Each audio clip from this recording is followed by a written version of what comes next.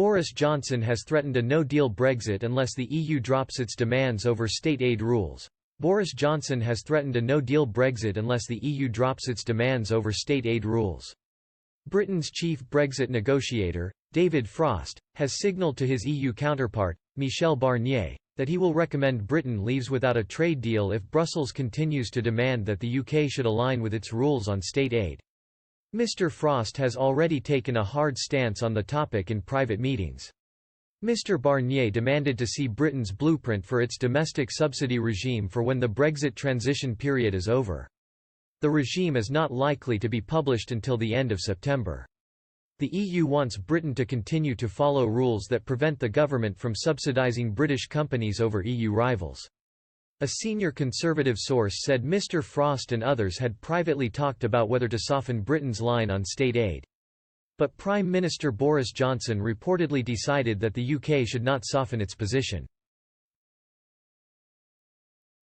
The source told The Times, Frost has made clear to Barnier that as things stand he would have to recommend to Boris that we go for no deal.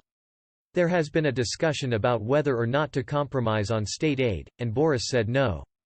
Mr. Johnson's senior aide, Dominic Cummings, thinks that freedom on state aid could be one of Brexit's main benefits. He believes this because the coronavirus pandemic may lead to historic levels of state intervention in order to support key companies and industries. Mr. Cummings is said to be urging the UK team to hold their position on state aid. But Michael Gove and some other ministers have raised concerns that a no-deal scenario would encourage the SNP to aim for Scottish independence. A source told The Times, Michael is the one preparing for no deal, and he's the one most worried about it. He's telling Boris that he shouldn't do anything that undermines the union. The argument is that if Brexit leads to the breakup of the UK, that would give Boris's achievement in securing Brexit a bad name. Mr. Barnier has argued that the UK's proximity to the EU means it should not be allowed to create a competitive advantage over key industries.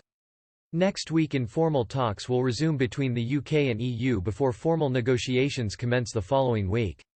A no-deal scenario is much more likely to happen than it was a month ago during negotiations.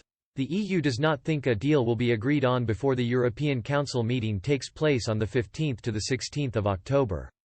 The two sides are deciding whether there should be a separate Brexit Leaders Summit or legal vehicle to extend negotiations past the end of December.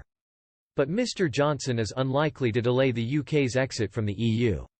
A government spokesman said, after the transition period, the UK will have its own regime of subsidy control and will not be subject to the EU's state aid regime.